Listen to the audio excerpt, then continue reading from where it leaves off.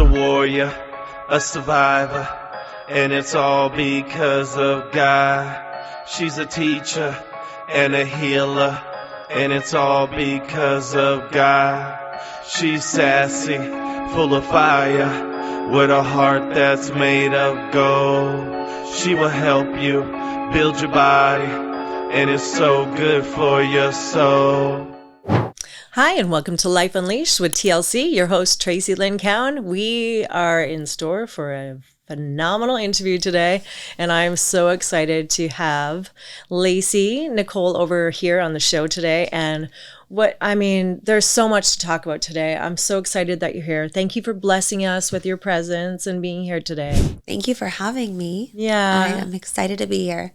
Yeah, we have a lot to talk about, don't we? We do. And this is the first podcast I've taken on in 3 months because I've been really sick. So I'm super excited to dive in with somebody who kind of shares mutual backstory and history. I think that's special. Yeah, thank you. And I'm glad you're feeling better. And we'll just keep prayers on you that you'll keep getting better. Thank you. Me as well. Lacy is she's a philanthropist. She is also the founder of Shame to Sparkle Foundation. And I'm really excited to tap into that today because I really want to talk about her being a survivor and an expert in dealing with trauma and everything that happened in the childhood. We're going to touch on some things today, and obviously we have a lot in common. Yeah. And just thank you again for what you do, because being able to give back and heal other people, it really takes a lot out of us. I guess you would probably agree with that. I would agree, but thank you for looking into it and the kind compliment, first of all. I think, when I don't even like the word victim, but when you've experienced something that kind of shakes your lens on reality, it's very easy to go inward and really become shackled to that story. So I think the release of that is driven from helping others. And I do think that's why God or the universe or whatever you believe in gives you that testimony, because if we're here and we're given such you're dealt a heavy hand and you can turn it into 5 people, even one person that you help in some profound way, it's kind of all worth it, in my opinion. Yeah.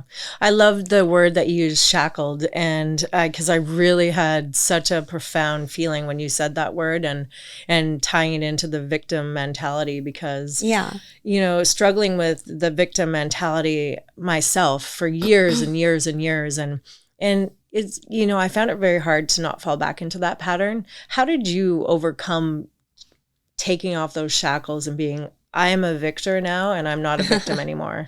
Well, I think it's like anything, right? I don't necessarily think we have these monolithic words for they're very black and white, right? Mm-hmm. You're healed or you're hurt. You're healthy or you're sick.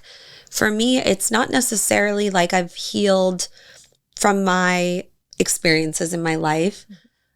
Just yesterday, I was driving with my sister-in-law, and we were talking about being moms. We both have 3-year-old little girls. And I was broke down, and I was it's so crazy parenting this little person. And she recently wet the bed. Mm-hmm. This is just a benign example of how childhood trauma affects you. And you could be the most victorious person. But I came in the room and she'd had an accident, and I was like, it's okay, sweetheart, let's clean it together. And she was jumping around, and we have a little camera in our room, a nanny cam, so I have it on. And she's like, I'm so happy, Mommy, we can fix it together. Mm-hmm. And I was like, to my sister-in-law, I was like, I remember being 4 years old and wetting the bed, and my parents were throwing things at each other and screaming at each other because my mom didn't clean the sheets, and a week had passed. And I just remember her looking at me with this look at what you've started. And I remember feeling guilt and shame for just the most benign of accidents for a small child. With that said, my mother was dealing with substance issues.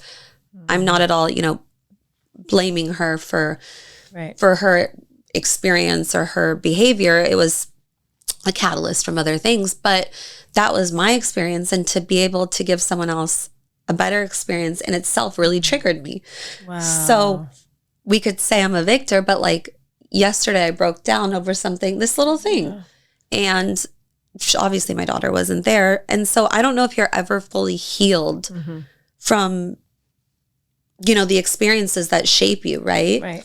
Because we are tribal in a society, and we're deep rooting and wanting connection and love. So when your family didn't give it to you, it's very painful. Right. But at least for me, what I've learned is doing things where I can connect with others or connect with people like you, and we have that aha moment, lessens that burden for me, because I not only feel seen, and I validate myself. That's a huge part in my process. Nice.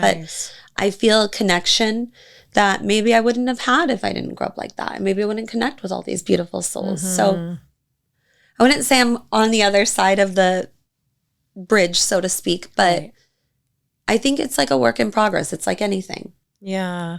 That was thank you for sharing that story, because It's a random story. Sorry, I have a little ADD. I'm always like No. down the road around the corner. I love that. And I love how you express fully through it, and, telling the viewers and listeners that we're not fully healed, because I, on a daily basis, and it's interesting because most people are like, oh my gosh, you're so put together and you're such a coach and you're always so strong for everybody. And then it's the breakdowns behind the scenes. Yeah, it's the little things for me. Like I was Right. just telling you before we filmed, the world could be on fire and I'm pretty stoic and calm, Like I'm the person people call if, you're sick or you're going through mourning or loss. I'm very great with mitigating my emotions I'm very great with being calm. I'm not reactive, but those little things, they do chip away at me still. So I would be lying if I said otherwise. I totally 100% admit that as well, because it's true. And that's the beautiful part about being human and being women. And that's why I loved when I heard what you were doing and calling it shame to sparkle, because I always... Oh, my PR people hated it. Oh, really? But I love it.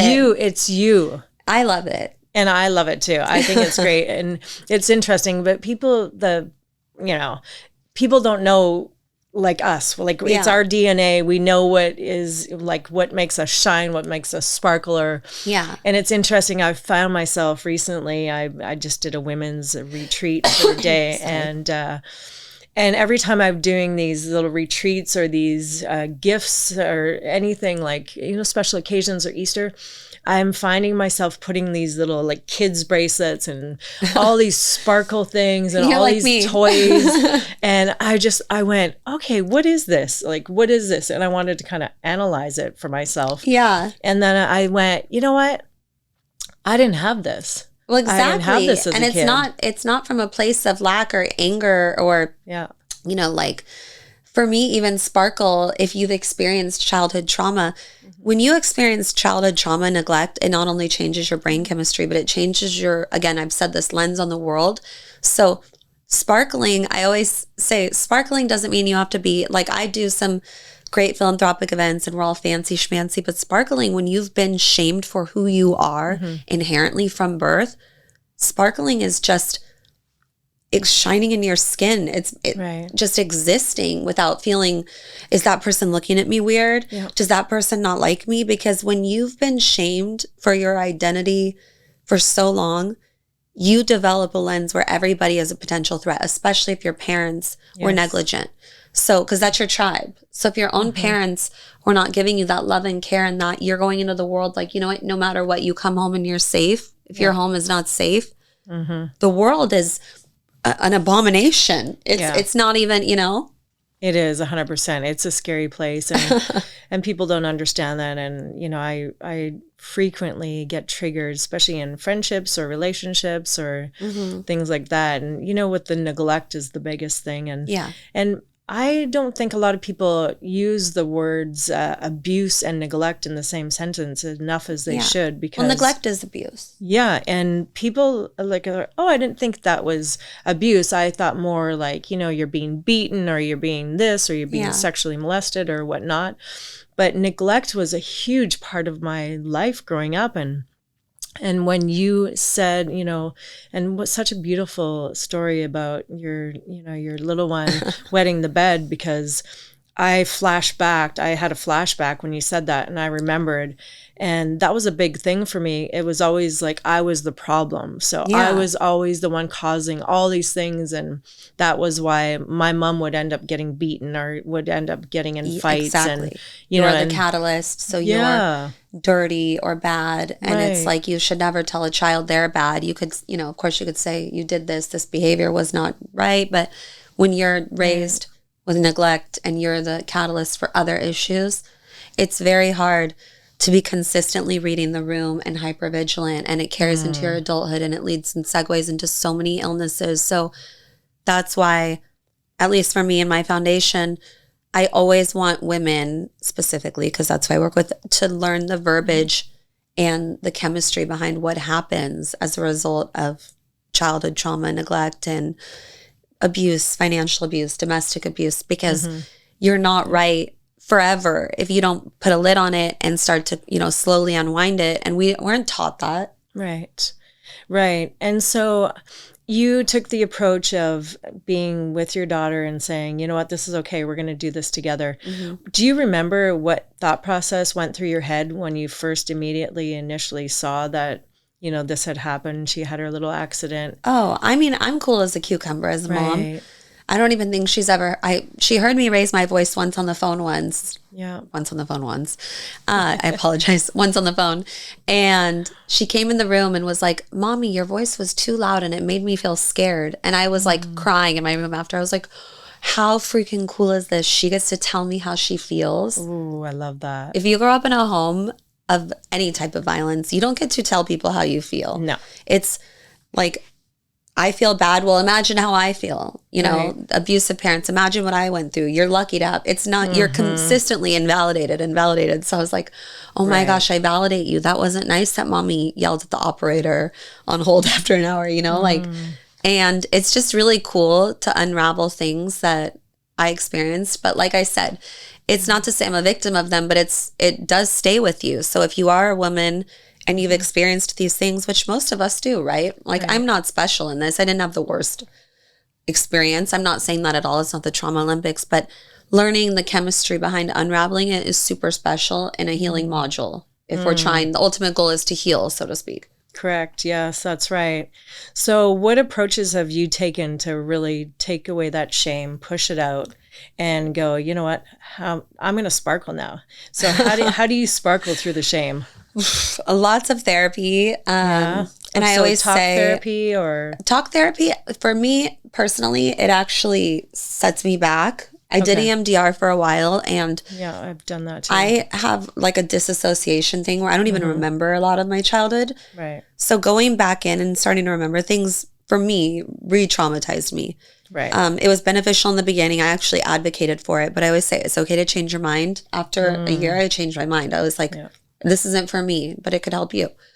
I do a lot of like seminars, online seminars. I listen to a lot of speakers on like stoicism and being able to maintain, which surprisingly helps me. It has nothing to do with overcoming trauma, but being able to calm your CNS, your central nervous system, and just take that breath. Like nobody is really, in my opinion, taught to just breathe. Even our children, I see kids tantruming at the park, and like when my daughter has a tantrum, and I'm not saying I'm the best parent, I could be totally off there. No, I get it. They all turn into teenagers and they hate you no matter what. But I always put my hand on my chest and I'm just like, I'm not like, stop crying, you're bad. And she within a minute is like, why are you breathing? And then she'll start to breathe. And it's like, we are the module for the people around us. So I do a lot of that. I did a series of ketamine, which is, people are very... I'd love to talk about that because I was curious about that, and I was kind of, I'm super, like right now, I advocate for it, not so much publicly because it's a substance and people are so high-low at that, or I get the comments like, well, this is, it's... Right. But it's...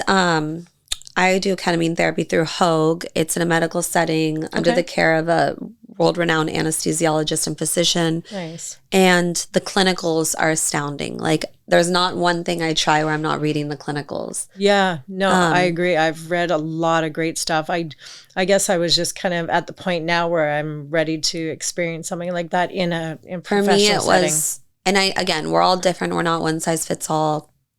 For me, it was the most profound, calming, because it allowed me to go in and look at a situation from a bird's eye view and kind of walk myself out of it. Like, I did a podcast with my physician. He's incredible.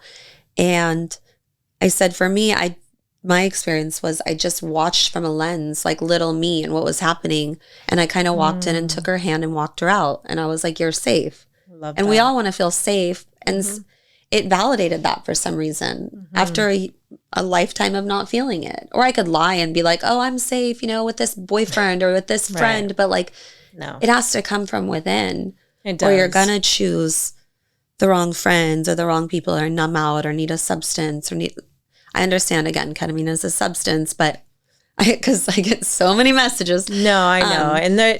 And it's a no judgment free zone here. Yeah. And I'm hoping my viewers and listeners are the same way. And what works for somebody may not work for another person. The half-life is okay. 40 minutes, and it can be immediately removed from you. It's not like you're going to the mountains and doing a mushroom trip, which I'm, again, no judgment to that if it's what helps you. But it helped me wholeheartedly more than anything. It turned off that waking up, like, what's going to bad happen today for me? Are you like, when's the ball going to drop today? What's going to like, because I used to wake up, like, I swear to God, I'm not exaggerating. I used to wake up every morning, like, gasp, check my phone. Who's mad at me? What's going to happen? Am I in trouble? Is everyone alive? Like, I just had this catastrophe. I totally relate to that. And it's, PTSD, post-traumatic stress disorder, and a lot of trauma, like fear and stuff like that. I mean, I totally 100% relate.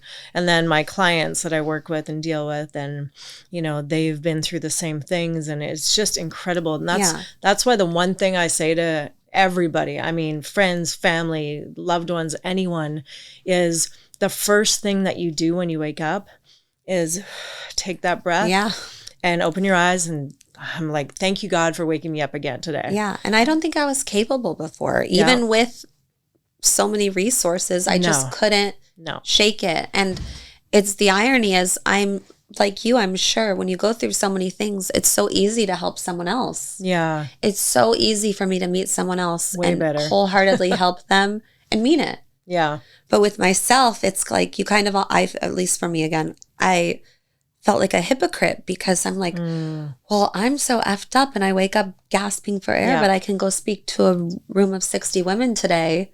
Totally. I've experienced that so many times. And that's why I didn't do my podcast for a while. And I stopped because after my car accident, having so many injuries and surgeries. I'm so sorry about that. Yeah. And having the brain injury, it was like, I felt like I couldn't give back. And because my central nervous system was shot again because of all the nerve damage, I was just like, oh my gosh, I can't go tell people, be great, do great, get up and have fun. Even and that, live life. When you're a victim of trauma, you're slower to heal. You're less likely to heal correctly. And I post these things. I always mention the hate mail because it's not the hate mail that bothers me. It's the comments that disparage things that are proven, right? So there's NIH, National Institute of Health, resources and remedies available. So this is clinically proven that, like, if you're a victim of abuse, you heal slower. You're more likely to get MS, lupus, have reproductive disease. And then I always tell women, 1 in 3 women are a victim of some type of abuse or sexual abuse. So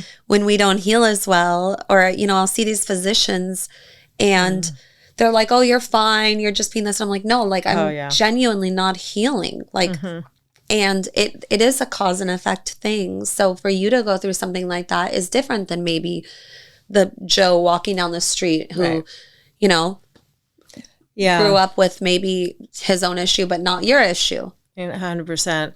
I'm glad that you said that because that's that's a real hard one to explain to people. And people are like, oh, you're fine.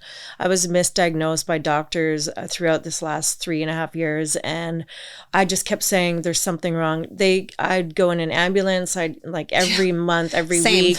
I think I was at like 30 ambulance rides. Yeah. And I was like, they must think I'm some type of like addict or I just am in agony, you know? And then you feel gaslit all over again. And then you're like, then you're re-traumatized over and over and over. And they're telling me, oh, you need to see a psychologist. You have anxiety. You're having a panic attack. You're healthier than anyone I've seen in here. And then they judged me by looking at me. Do you know medical error kills more women than car accidents? Oh, yeah. Yeah. Medical error is the third leading cause of death. Misdiagnosis, women gaslit. This is the thing. Yeah. There are like support groups all over the world. Yeah, and that really released my trauma again. And I just kept sending back and spiraling downhill. And I was like, why am I not getting better? And they misdiagnosed it too. So I had major neck injuries. And they were telling me, oh, you're fine. And my blood pressure was spiking to 165 over 140. And I felt like I was dying. And they're like, you're having a panic attack. You know, do you have a psychologist you can go see? And I was like, and go F yourself. Now I go and I bring a folder and I'm so calm and I'm like, listen, this is my history. Read through it and circle back because I can't. Oh, good for you. I can't explain myself because, you know, when you feel like you're on the defense and you're defending your experience, defending your experience. Yeah.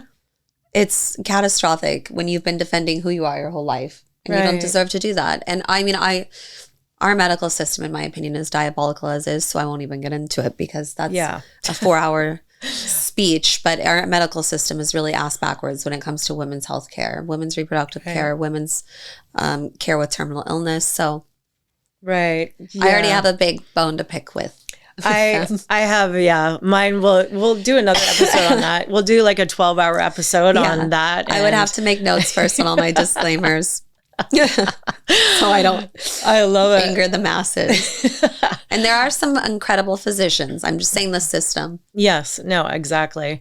So what approach are you taking now? I know you are a big philanthropist and you're working. Yeah. And so what are you up to now? What's going on for you in the world? So I have my own foundation, Shame to Sparkle, and it came in COVID. I do a lot of philanthropic work and I was kind of just stuck at home working on a podcast that I do with the same name. And I was like meeting so many women through victim advocate rights who didn't have resources. And I really did. Sorry, am I allowed to use profanity? I apologize. I said asshole like 3 times, but you're totally allowed to say whatever I felt like an asshole because I'm like, it's not fair. And I'm so hyper aware of my privilege of being able to see physicians who have done, you know, SPECT scan on my brain, or physicians who've been able to see what's going on, you know, with my chemistry behind this, or being able to see psychiatrists who specialize in this. And it's like, it shouldn't be this huge leap and hurdle to get to. And I'm saying this again because like, this is me with privilege and it takes 6 weeks to book an appointment to get into the specialist. And it's like, there are so many women that suffer in silence and they don't have even the number to call, or the fear of like, well, it's going to be $300 when I go in and I'm going to have to miss work, or I'm going to have to do this. So I wanted a place where I could just continuously share resources. Okay.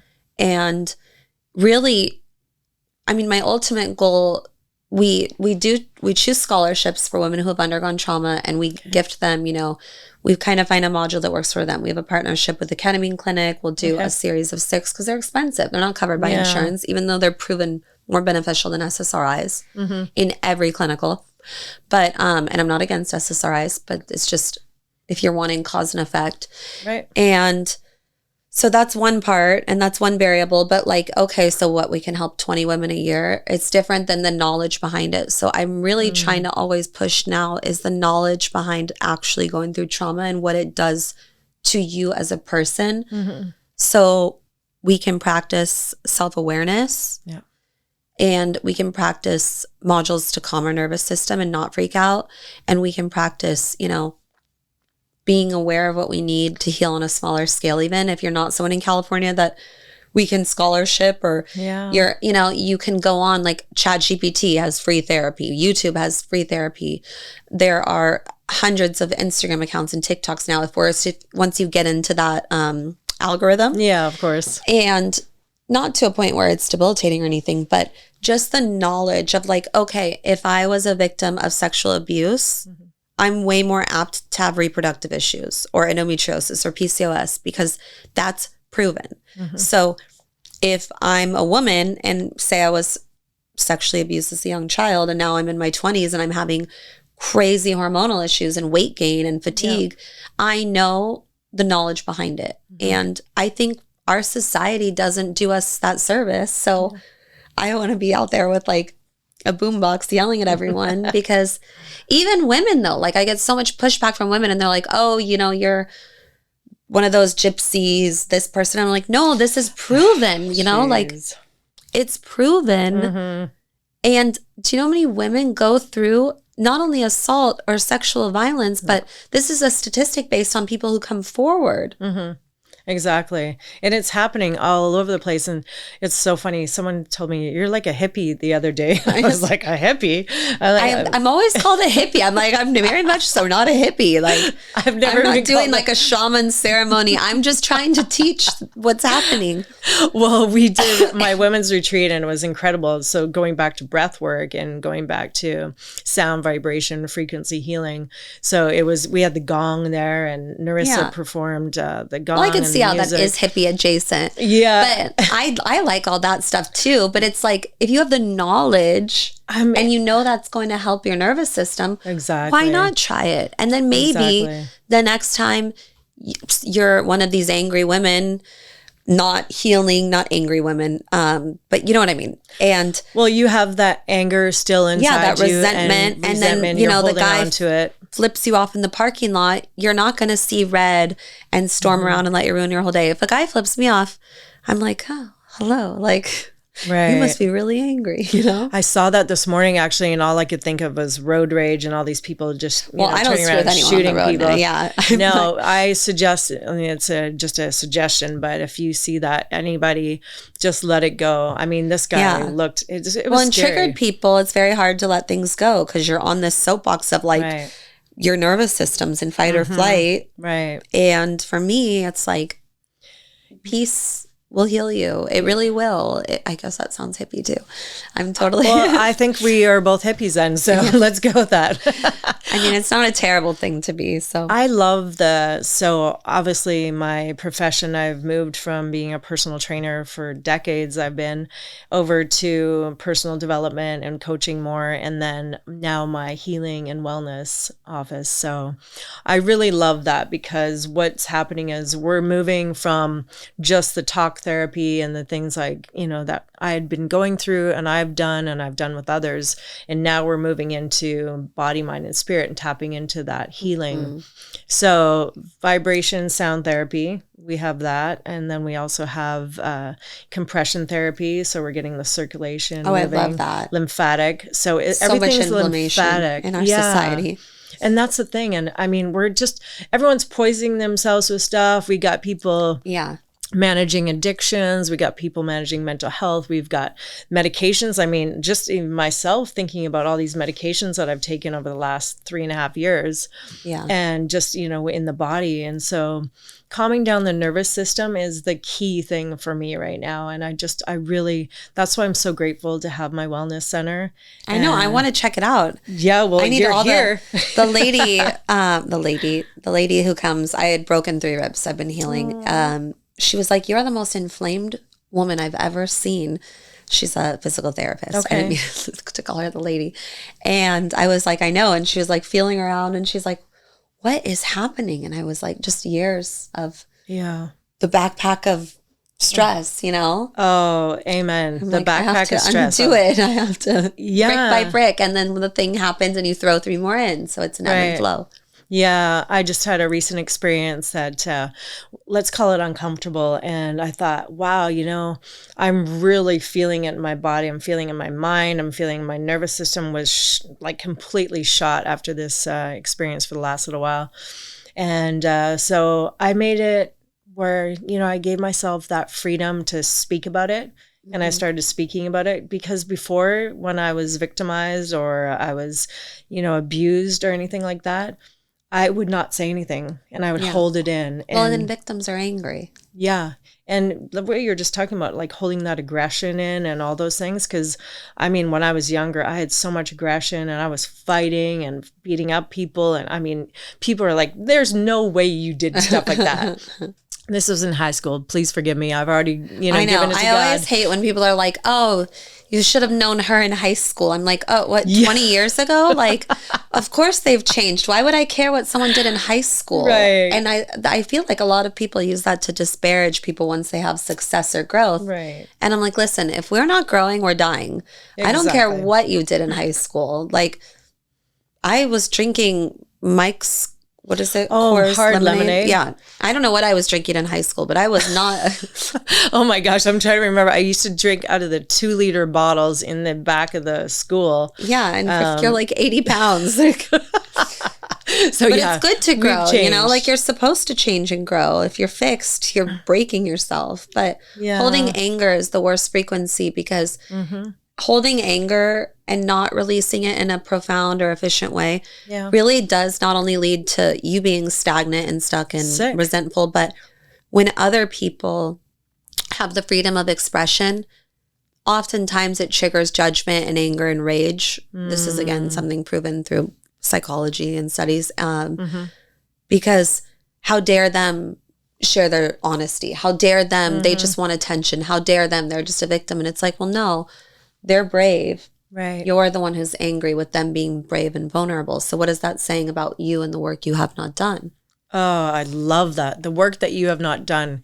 And that is so many people. And, I pray for those people, and especially people that take direct hits to you, the overcomer or the person that's been working on yourself, and, where the gaslighting, the narcissism comes in. And I deal with it frequently from men and women. And it's just interesting because that's the unhealed part of them. And I can relate to it now. So I can say, I feel like God keeps putting I'm very stoic with those. Yeah. I bring up, I'll always bring up a disclaimer when I receive multiple comments on something. Okay, let's hear those. No, I'll bring up a disclaimer, for instance, on the ketamine, because I want people to know, I'm well aware of the opposing side. But just in general, the mean people, I don't really give it any thought. I don't really care, because it doesn't affect me. Yeah. It has nothing to do with me. It doesn't have anything to do with us. And that's a beautiful part about it. And I realize how much healing I've been through, and in a good place that I'm in, because it's reflective when I'm in front of people that are still trying to attack because they have their own work to do. And, I give it to God, and I just say, hey, God, you know what? This circus. is not my circus, not my monkey. And it's just like, I'm okay. I'm good. And, in the affirmations are great for me because they do work for me. Yeah. I was listening to Louise Hayes this morning, it just every popped morning up. I listen to her. Oh, she just popped up in my algorithm. And so again, it's all about vibration, vortex, and alignment. And I went, okay. And so when she's saying, I'm free to express my feelings. You are free to express your feelings. And I went, oh yeah, because that voice inside me right now going, don't say anything about what you just went through. But then it was like, you are free to voice your We all are. feelings. And for now, don't hold freedom it of inside. Speech. We all are. Yeah, don't hold it inside. I think we forget that, Yeah, and I think that's where the biggest thing comes in. That's where the resentments come in, the shame comes in, the anger, and that's all poison for our system. And working in holistic medicine and holistic health, I realized this my whole life. And, I watched my mom pass away from cancer, and she was abused her whole life. And, she obviously didn't take care of her body like she could have. And we store trauma in the body, and people do not realize that. And we do. I really just want to keep telling people that. And if actually your brain is changed by stored trauma as well. So it's a statistic and a fact that you actually damage your brain from trauma and abuse. Yeah. And there's been brain scans. You can go and look it up. I'm not making this up. No. We have a huge emphasis on neurological studies, just because I want people to know when they reach out, through our foundation is like being a victim of any type of incident that would inflict CPTSD, which is complex post-traumatic stress disorder, changes your brain in these spec scans more than being, a victim. Not comparing being a victim of anything, but they're like a one-off crime, a one-off huge event, a one-off, you're in a plane crash and you survive. And we sometimes disparage people who are so vulnerable with like, I went through an 8-year divorce and it took it out of me. I'm stressed financially. I'm stressed physically. I'm stressed about having custody of my kids. That's a trauma. You helping a parent pass away of cancer. That's a trauma. That's going to give you CPTSD. And I've said this so many times in other podcasts, so I don't want to be so repetitive, but we all experience death. It's inevitable. So when we give that grace to others, like everyone is suffering, it's also easier to be a little more lenient with our own nerves and our own anger and our own stuff, but also to be a little more lenient with, what are they coping with? What are they dealing with? And everyone's pretty screwed up in my opinion. So we are all screwed up. You know what the thing I love about myself, and I can say it, is like I admit that I'm screwed up, and I admit that I'm working on myself. Will trigger people who won't admit they're screwed up. Right, exactly. So that's the caveat. And that's where, disclaimers come in. But that's the okay part, because I love being able to share and express that, hey, you know what? I have stuff to work on still, and that's okay. And whether people want to work on themselves or not, if I can extend my hand and help people and heal people, body, mind, and spirit, or whatever way you want me to help you or facilitate that, then I will give out my hand. I will give the shirt off my back. And my friends all know that. Yeah. Anybody who's ever met me, my son would say the same thing. For anybody that needs help and support, no matter where you're at or what you're going through, even men. I mean, men are going through this stuff too. Men are abused and men are going through trauma. Men are equal. Yeah. It's an equal term here. I specifically work with women. Yeah. So I say women. Yeah. And no shade to the men. Yeah. Myself too. But I always like to put it out there so that. But I mean, I work with anyone. We have an amazing, specifically, I work with women. I love that what you're doing, and hopefully, I see definitely a position for us to work together. And I would love if I can help you in any way. And you have this beautiful space. I would love to bring some people in. Maybe we could do an event or something. Yeah. We'll talk about it when we're not filming. Yeah, exactly. Well, you get to see the Healing and Wellness Center here as well. And tell us, where do we find you on social media, and where we find your foundation, and who can reach out to you to be part of your foundation? It's just Lacy, LACYOC. Okay. Because I live in Orange County. And it's always been that. Shame to Sparkle. We have .org, .com, socials, podcasts. It's all that name. Perfect. And so if somebody wanted to be part of Shame to Sparkle and they needed your help, you can inquire through the website. Okay. And then we'll usually follow up. We'll reach out. We'll kind of gather, the severity of the issue, because we can't help everyone. We're a small foundation. We only have 6 employees. And we're only in Orange County. In LA, LA, we're willing to commute. Yeah.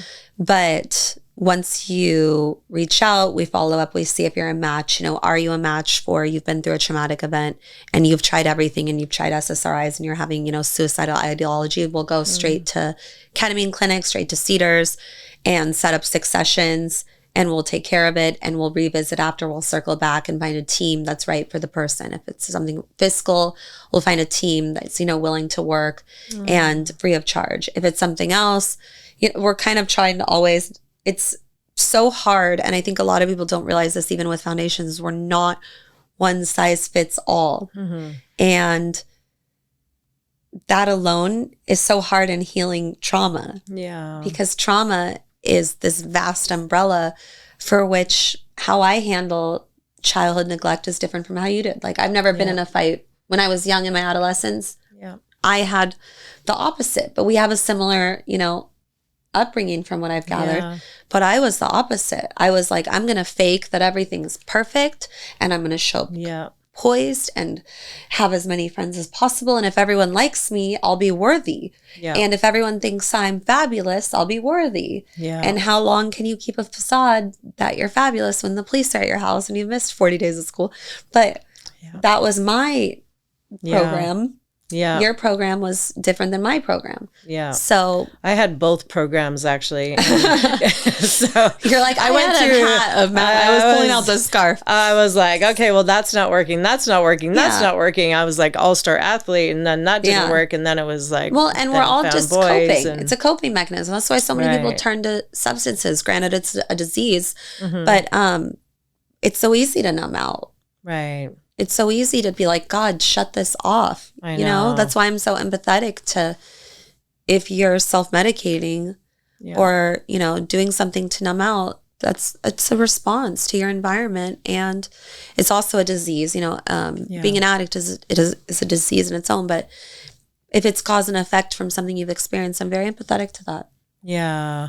Yeah. We work a lot with addictions and mental health and things like that, because it is tough, and we've got to heal all sides of it. It's not just, it's like the body, the mind, the spirit, the soul, it's like everything. And that's why, we can't just start in one place. It has to be, okay, we're here, and just, I believe that we have to surrender.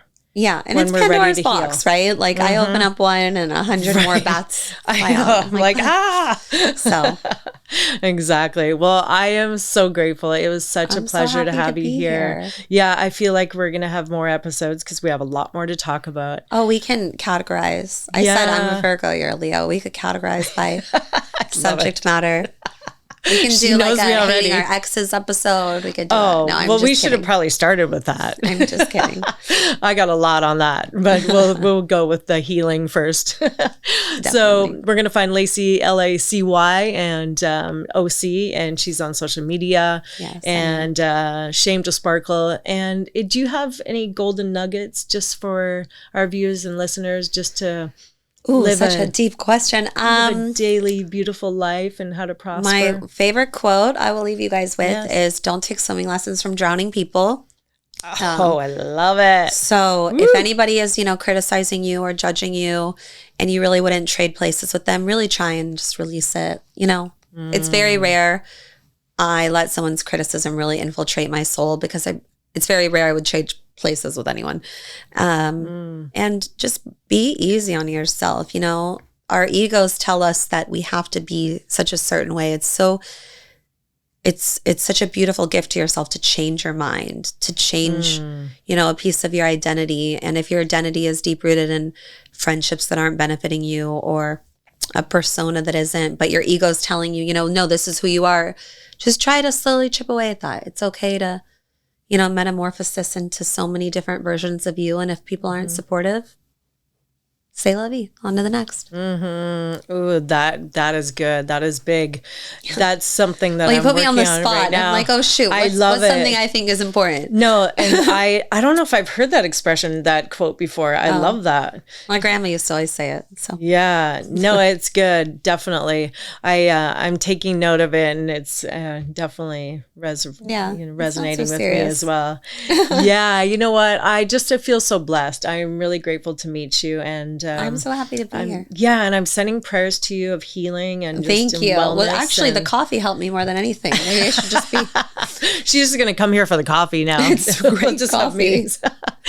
You guys, I'm so excited to be here today with Lacy, and I hope that you reach out to her. And if you're hurting out there and you think that it would be a good fit, that you could be part of the foundation, and hopefully it'll be a fit on her end as well from the Shame to Sparkle Foundation, I'd love for you to reach out to Lacy. She's a world of wisdom in this woman, and I'm just so grateful to be here. We're here every week, as you guys know, on YouTube, Spotify, iHeartRadio, all the major platforms, and you can find me on social media, TLC Unleashed, and we'll be here next week, so make sure you follow. Thanks for being here, and we'll see you guys soon. Bye.